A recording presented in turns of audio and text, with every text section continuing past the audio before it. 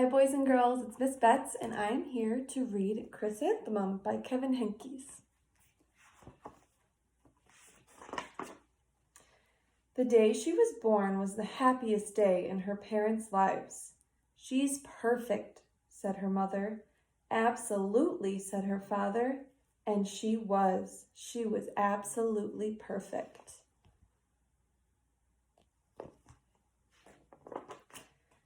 Her name must be everything she is, said her mother. Her name must be absolutely perfect, said her father. And it was. Chrysanthemum. Her parents named her Chrysanthemum. Chrysanthemum grew and grew and grew. And when she was old enough to appreciate it, Chrysanthemum loved her name.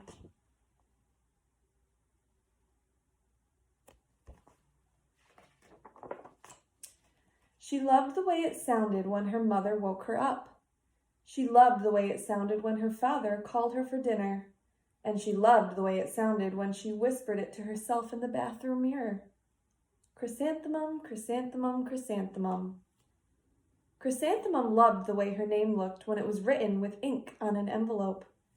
She loved the way it looked when it was written with icing on her birthday cake. And she loved the way it looked when she wrote it herself with her fat orange crayon. Chrysanthemum, chrysanthemum, chrysanthemum.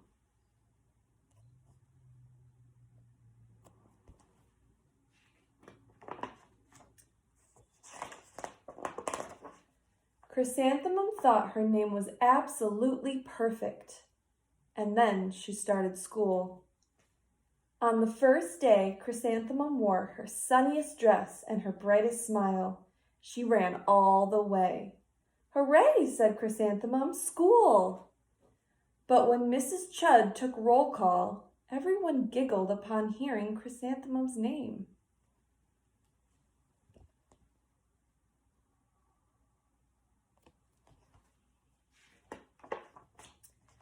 It's so long, said Joe. It scarcely fits on your name tag, said Rita, pointing. I'm named after my grandmother, said Victoria. You're named after a flower. Chrysanthemum wilted. She did not think her name was absolutely perfect. She thought it was absolutely dreadful. The rest of the day was not much better. During nap time, Victoria raised her hand and informed Mrs. Chud that Chrysanthemum's name was spelled with 13 letters. That's exactly half as many letters as there are in the entire alphabet, Victoria explained. Thank you for sharing that with us, Victoria, said Mrs. Chud. Now put your head down.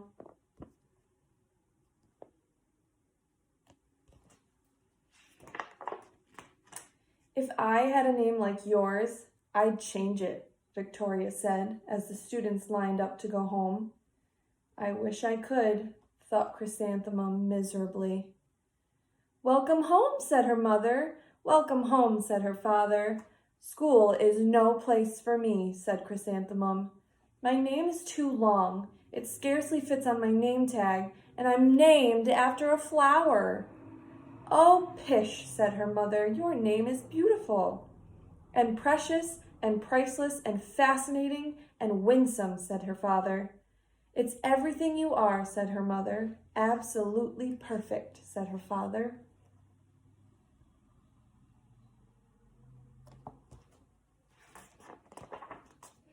Chrysanthemum felt much better after her favorite dinner, macaroni and cheese with ketchup, and an evening filled with hugs and kisses and parcheesi.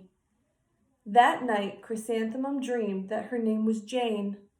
It was an extremely pleasant dream.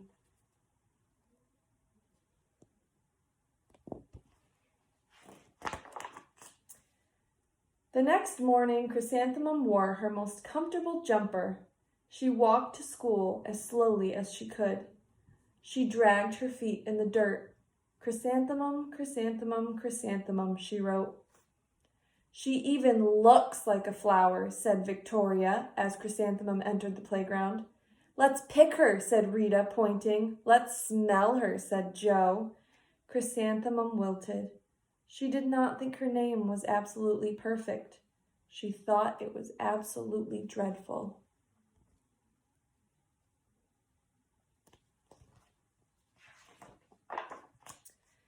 The rest of the day was not much better. During nap time, Victoria raised her hand and said, "A chrysanthemum is a flower. It lives in a garden with worms and other dirty things." "Thank you for sharing that with us, Victoria," said Mrs. Chudd. "Now put your head down." "I just cannot believe your name," Victoria said as the students lined up to go home. "Neither can I," thought Chrysanthemum miserably.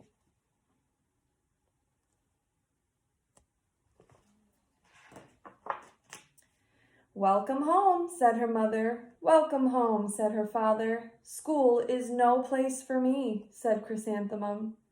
"They said I even look like a flower. They pretended to pick me and smell me."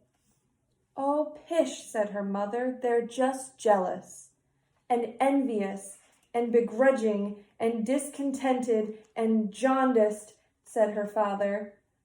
"Who wouldn't be jealous of a name like yours?" said her mother. "After all, it's absolutely perfect," said her father. Chrysanthemum felt a trifle better after her favorite dessert, chocolate cake with buttercream frosting, and another evening filled with hugs and kisses and parcheesi.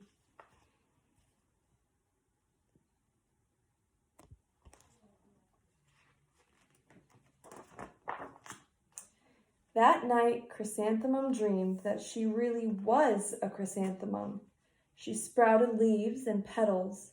Victoria picked her and plucked the leaves and petals one by one until there was nothing left but a scrawny stem.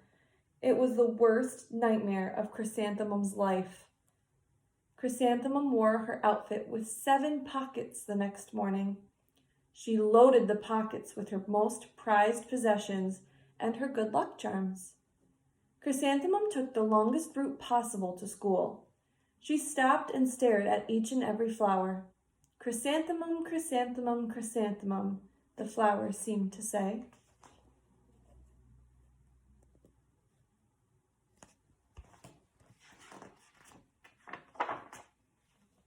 That morning, the students were introduced to Mrs. Twinkle, the music teacher. Her voice was like something out of a dream, as was everything else about her. The students were speechless. They thought Mrs. Twinkle was an indescribable wonder. They went out of their way to make a nice impression. Mrs. Twinkle led the students in scales. Then she assigned roles for the class musical. Victoria was chosen as the dainty fairy queen. Rita was chosen as the spiffy butterfly princess. Jo was chosen as the all-important pixie messenger, and Chrysanthemum was chosen as a daisy.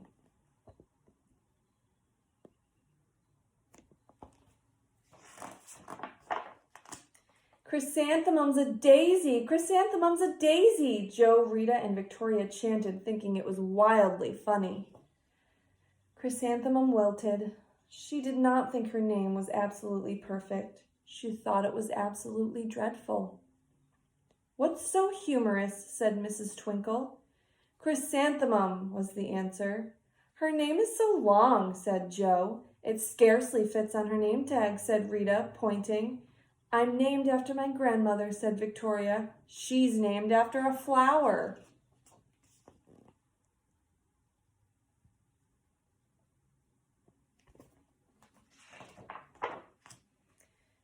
"My name is long," said Mrs. Twinkle. "It is?" said Jo. "My name would scarcely fit on a name tag," said Mrs. Twinkle. "It would?" said Rita, pointing. "And," said Mrs. Twinkle, "I'm named after a flower too." "You are?" said Victoria. "Yes," said Mrs. Twinkle. "My name is Delphinium Twinkle, and if my baby is a girl, I'm considering Chrysanthemum as a name. I think it's absolutely perfect." Chrysanthemum could scarcely believe her ears. She blushed, she beamed, she bloomed. Chrysanthemum, chrysanthemum, chrysanthemum.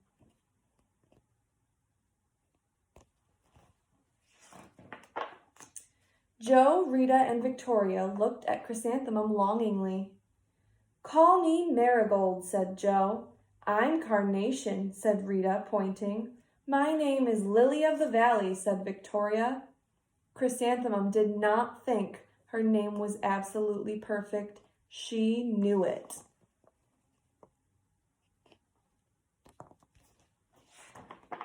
And that is the end.